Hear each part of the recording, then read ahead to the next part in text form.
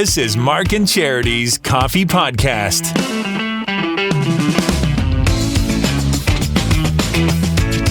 Mark and Charity Coffee Podcast, Wednesday, November 29th today. After yesterday's Giving Tuesday, it's Get It Yourself Wednesday. According to Mark. Get It Yourself Wednesday. My charitable time was yesterday. So you're done giving? So no more.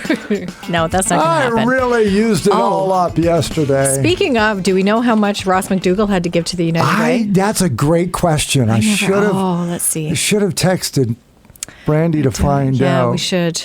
We should find out. They don't have anything on. Oh, hang on. Matching doesn't say how much. They don't have it. We'll find out. No. Oh, I'm sure. I'm sure there'll be a press release later, too. There's got to be, because, That's I can just good. imagine. Thanks, everybody that got the credit cards out yesterday, pulled cash out of the bank, made a donation, made a pledge for next year. So many ways. And, of course, not just yesterday, throughout the entire year. And this community doesn't need to be reminded about that, but it's just nice to say sometimes because we are givers. Mm-hmm. This community is amazing at that. So I'm sure record numbers yesterday. And on those who need a little bit of a hand up this holiday season, tomorrow is the final day to register for Christmas sharing. Mm-hmm. If you would like to receive a hamper basket, you've got until tomorrow. So take all that information that you need in.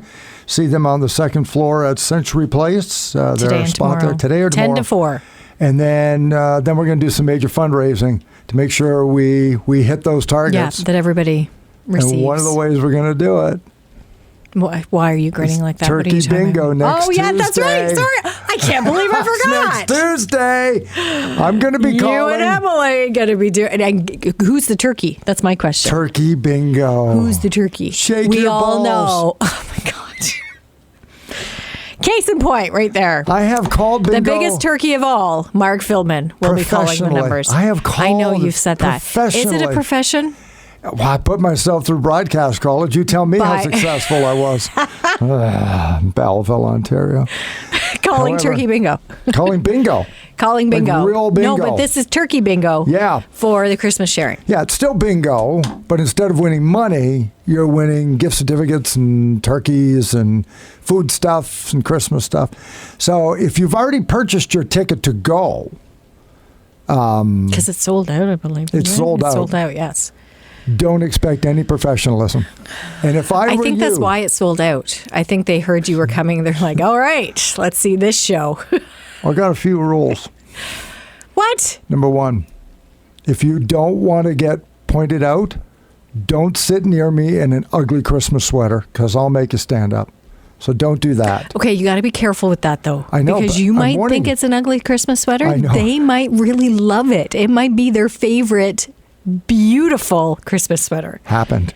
Exactly. Hey, so be careful with that one. I didn't know it was ugly Christmas sweater. Maybe just say Christmas sweater. If you were in a loud, noticeable Christmas sweater. Right. Mark is going to... Don't sit near me. Make you show everybody. Yep. Okay.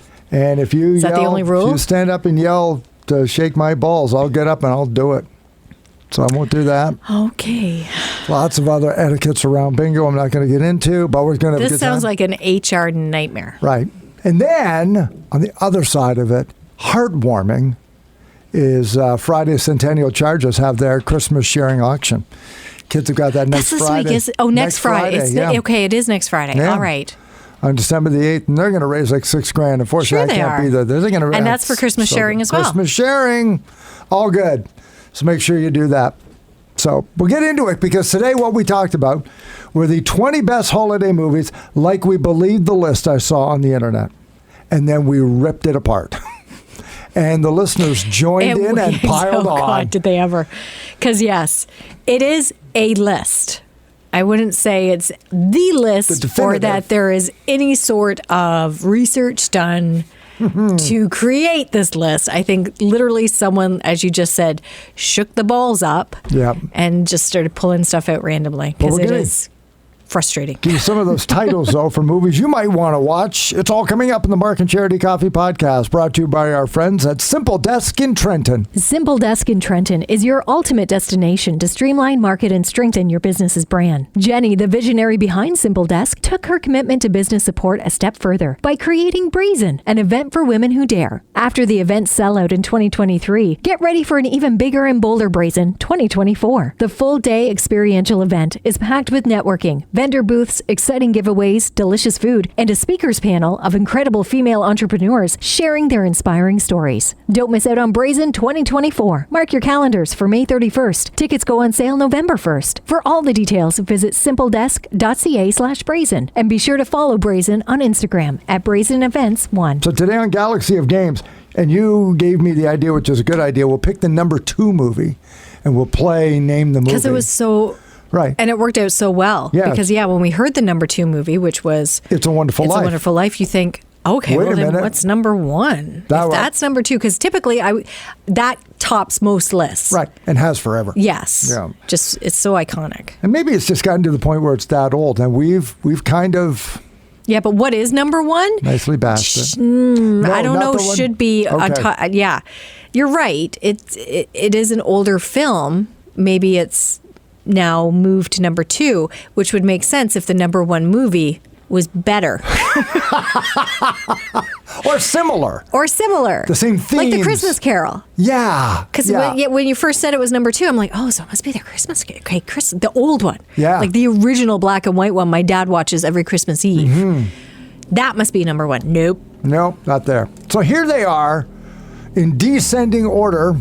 In at number 20, Home Alone. Yeah. No. Nope. We're off to a bad start right there. If Home Alone is number 20. Yes. I am left to wonder what 19 movies are better. I'm fine with it being not number 1. Right. But 19 other Christmas films that are better than Home Alone. Iconic. In at number 19, The Iced Harvest with John Cusack. Never heard of it. Okay. Happiest Season, number 18. Never heard of it. The Nightmare Before Christmas, number 17. Don't really like it. Okay. Number 16, the very holly jolly Lethal Weapon. Nope. Number 16. Number 15, Joyeux Noel from 2005. Okay, neither one of us were familiar with this one. And I'm glad we commented on it because we both just assumed Joyeux Noel is a French film. Right. Which a French holiday film, which is great. It could be a great film. Yeah. Sure, no problem. We weren't familiar with it. A listener texted in, Joyeux Noel, again from 2005, is a story of World War I where there was a ceasefire in the trenches on the two sides to celebrate Christmas. And so it was that true meaning of peace. And then they went back to the war after. I get it. Boxing Day. But it's that, 24 or 48 hours that led up to it. And he said, and the listener said, it's an amazing film. Well, now I kind of want to watch it. Exactly. It does sound good. And so you can be on the list. I'm happy with that. Okay, that one's okay. Not Holiday Inn, which was the first of the Bing Crosby movies. This really bothers you. That featured the song White Christmas, but the sequel to it called White Christmas. Because the Holiday Inn isn't as popular. I believe that's why. Because you never see Holiday Inn on TV ahead of Christmas. It's always White Christmas. Right, because you see and Bing because Crosby, of the song, you want White Christmas. Exactly. Yeah. You just connect those two. So you could group the two of them together. You could put that in there. But Brilliant. White Christmas, I love it. It's one of my favorites. Brilliant marketing. Yeah. I mean, let's just, because people are going to love the song, so let's call the movie the song, and then Exactly. that was great. Number 13, Gremlins, holiday movie. I would switch that with Home Alone. Number 12, The Shop Around the Corner with Jimmy Stewart, 1940. I've heard of it. I've never watched it. It has never been on my radar at Christmas. Yeah. And I think that's what we're talking about. Do you feel that's fair? I think you've struck upon an important thing. People today who look at and it may have been a great movie in its time. In 1939 or whenever it came out. It's a Wonderful Life. Like it doesn't have the staying power. No. And so, like, to an audience of today, like, we're not hearing the movies we watch today. And there's a lot that aren't on this list. What number is it? That's number 12. Yeah, that's like, it's fine for it to be on a list because I'm pretty sure I've seen it on lists before similar to this. Yeah. But to be that high on the list. Okay, right. In at number 11, Tom Wallace, Our Good Buddy. Christmas Story. Absolutely. Yes. Ralphie, it should be on there. number 11. Here comes the top 10. Okay. These have to be good. Yeah. Exactly. In at number 10. Well, legitimate. Your dad's favorite from 1951, A Christmas Carol. Okay. In at number 10. Yeah. In at number 9, The Apartment with Jack Lemmon and Shirley MacLaine. I have no idea what this film is. 1960. I don't either. I mean, Jack Lemmon's amazing. It makes me feel better when you say you don't know because I realize I am so young. You're very young. But it's a famous movie. But I think it's one of these Is it a Christmas movie? I think it's one of these movies that will have Christmas as part of it, but I don't believe it is what we would call a Christmas movie. Okay, we're going to get into this discussion in a second. Yeah. When we get to... Here comes the BS. And at number 8, The Holdovers. I don't know what this is. This movie hasn't been released yet. Oh, well, that would explain why. It's a 2023 movie. Then it shouldn't be in the top 10. How did they know it's the 8th best Christmas movie of all time? Exactly. Okay. So it stars Paul Giamatti, and he plays a curmudgeon boarding school principal who's forced to stay over the holidays with some students who could not leave to go home to their families. They're the holdovers. And that's a better movie? And that's the movie and how they all come to get the holiday spirit. All right. The holdovers. That's number 7. And at number 7, Die Hard. All right. There it is. So there, we can say it. This, to me, I love Die Hard. You know that. It is not Christmas unless I watch it. I've already watched it twice already. I was going to say, at least 5 times. My argument with Die Hard over being a holiday movie, because everybody gets up in arms over, let's say, Lethal Weapon, which you mentioned, or what was the one you just talked about? Because The Apartment? The Apartment. Okay. Yes, Christmas is happening in part of those movies. Die Hard opens with Christmas music, ends with Christmas music. Part of the story is the fact that it's Christmas and they're getting together to celebrate Christmas. It happens during a Christmas party. There's so much Christmas in Die Hard that, yes. So that's my argument. Oh, I won't argue it. Because Lethal Weapon, yes, Christmas is going on around the time it's happening. Yeah. I had a friend text me too when we were talking about Die Hard. They're like, well, then you could say Castaway is a Christmas movie too. No, you couldn't. Yes, he's traveling at Christmas to deliver the package, but then he spends 4 years on an island. And it's not it's not a Christmas movie. Every day isn't Christmas on the island. No, and The Apartment, I think, is similar in the fact that Christmas may be happening around or during part of it, but not a Christmas movie. Yeah. Christmas is the vehicle that moves the story along. It couldn't have taken place any other time when all of those people would have been there. That's why they chose that time of year. Yes. Because it's Christmas Eve. It would be the biggest terrorist shock of the building in L.A. Thank you. Yeah. I know you don't feel it's a Christmas movie, but that's why I feel it's a Christmas movie. I'm warming up to it. Do you? The more I don't know what it is. lists. John McClane at Christmas, it's just that warm and fuzzy feeling. He's Santa with an AR-15. Number 6. All right. National Lampoon's Christmas Vacation. Of course. I was waiting for that one. Here's the thing, right? So now we only have 6 movies left. We could write 15 titles, and that means at least 9 of them aren't on this list. That's very true. Top 5. Miracle on 34th Street from 1947. It's number 5. Number 5. Below. Number 4. No, it's not number 1, everybody. Everybody thought Love Actually, number 4. Okay. Feel it in my fingers. God, I love Billy Mack. You do. Billy, that's just, he's a Shakespearean actor, and he just puts on the leisure suit and becomes Billy Mack. It's so good. It's an amazing performance from Bill Nye. He's very, very good in it, He's so good. I bet you they just let him go. Just go. This is what we're thinking. Go. Go. And it's like, okay. Feel it in my face. So good. Elf, number 3. Okay. Same thing. All right. So those... Yeah. We're okay. Right. Now, we've already told you It's a Wonderful Life is number 2. Okay, so where is Polar Express, Tom Hanks? Is that going to be number 1? Or is Jack Frost going to be with Michael Keaton? What about The Grinch? What about The Grinch?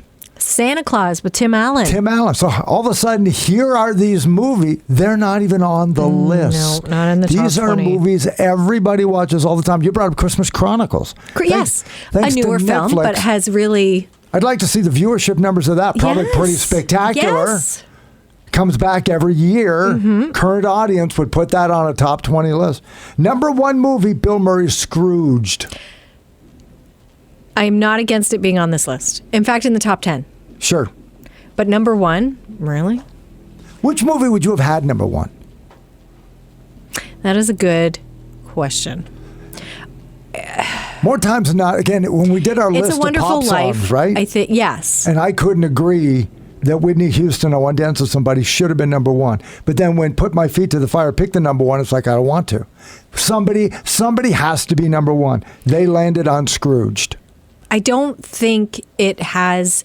See, to me, if you're going to rank these movies, there's a lot of criteria you got to look at. So I do feel that It's a Wonderful Life should be one or two. It was two. Should it be behind Scrooge? No. If it's going to be behind anything, A Christmas Carol, like something with substance and longevity. And if people are still watching The Christmas Carol, which they are, clearly, because it is on this time of year, and as I said, my dad loves it, and there's still, I think, an audience for that film. It would be it's a good movie. A close one. Like, Scrooge, like I said, top 10 for sure. One of my top 5, even, I would say. I do enjoy watching it around the holidays. I think it's a very good movie, a good take on Christmas Carol for sure. Carol Kane takes him on with a. She's so good. With a toaster oven. Wham! You mentioned Bobcat Goldthwait. Getting fired on Christmas Eve. He's so good. He's so funny. In this film. And a listener had said Scrooge was just on and watched it and said they were amazed at a number of who became more famous actors in the 90s and 2000s who had bit parts in that movie where his girlfriend worked. Was it Karen Allen played the girlfriend, I think? I believe so, yes. Right. And in the shelter where she worked, and he went in, and who some of the people were, it's like, oh my gosh, it's that actor. But I mean, the thing I like, I'm glad the number one movie at least had heart in it and wasn't just all laughs or whatever. But there again, because when we started to talk about some of the ones that weren't included, like the Santa Claus, there's the humorous ones. Yeah. There's the animated ones. Like there were no animated. Yeah, there's no Charlie Brown. No Charlie Brown. There's no animated Grinch. There's no Rudolph. Those, for some, could be listed as the top holiday movies because they're still movies. And Jim Carrey even, is Grinch is Still Christmas. Yeah. Benedict Cumberbatch's Grinch was on the other night. And to be honest, that's become one of our favorites in the house too. I do enjoy watching that. So because of the yak? The screaming yak? No. Classic. It is classic. Very good. It's very good. You never see it coming. But as you just pointed out, it's got heart. Yeah. It's a good movie. It's got to have the story, of course. So there's your argument, everybody. Thank you to everybody who texted in all those titles we mentioned, and I'm weren't on the list. A few others that we.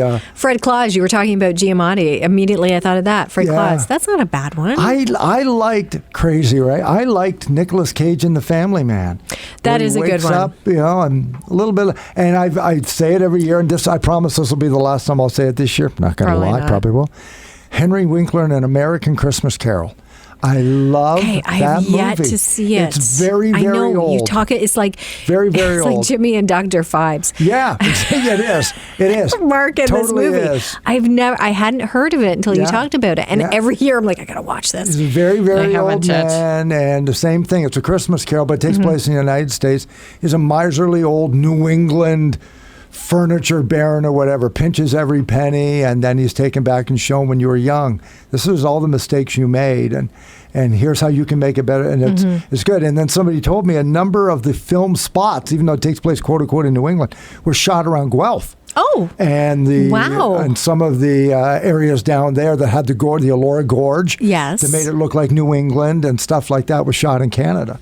So it's like, wow, that's pretty cool. Yeah, it's a very old movie. Not a lot to it. Again, what's it called? It's called An American Christmas Carol. An American with Henry Christmas Winkler. Carol. Okay. Fonzie or from Barry.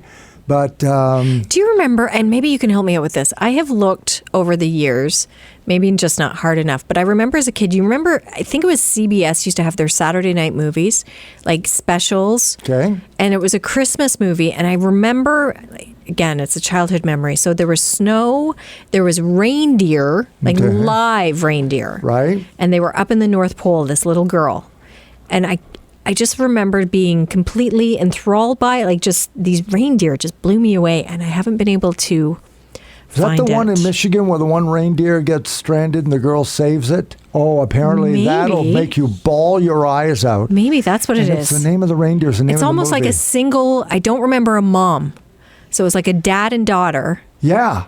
And a reindeer. One. Yeah, now we got to look it up. Okay. We are so unprepared this podcast. Well, it just came to me because you're talking about Henry Winkler, and I'm thinking back to my childhood and movies that really stood out for me at that time. And it was one of those Saturday night movies, like a special event. And this Christmas movie, and I don't... What's one of the reindeers? Is it called Blitzen? Is that what it's called? Is that what it's called? Because it might be. It might be. Now I got to look it up. Live on the podcast. Okay. Sorry, I know we're off the rails. Weird. It never happens. No, it's not the one. No, is it not? No, okay. Okay, I'll do some research and see if I can find that. Yeah. But I remember getting the warm and fuzzies with that one. Yeah. But it was the first time I think that a Christmas film, other than the animated holiday films, really got in there. Like, really hit me. And it was like, oh, yeah, that's what the season's about. What reindeer most represent your personality? Oh, stop it. Cool. Oh, stop it. We'll have to do that, too. Okay. Save that. We'll do that another day. I'm Comet. So anyway, enjoy your movies, everybody. Coming up tomorrow, our Throwback Thursday, we decided to go on a challenge and it all blew up in our face. Imagine that. Yeah, best laid plans. Yeah. We were both quite surprised. I think we bought into the hype around. Well, we clearly bought into the hype around Mariah Carey. And thought she'd be kicking butt. All right. So she's the queen of Christmas. So all I want for Christmas is you. We're going to take on what could possibly take on it. We said, well, what about Darlene Love? Christmas, baby, please come home. Sure. Trouncing Mariah. Wow. Good choice. Yeah. So if that wins, that's the song we'll play after 8 o'clock tomorrow morning. Or if Mariah Carey comes back in the voting, whichever one wins, moves on to the following week. We're going to do that over the holidays. Then we'll pick another one. And then we'll have some fun for the next 4 weeks on our classic Christmas challenge. Is that what we're calling it? I can't remember. It was something like that. It was very good, whatever you came up with, because Mark comes up with these witty little liners. What's it called? We called it the Clash of the Christmas Classics. That's what it is. It's a better alliteration. Clash of the Christmas Classics.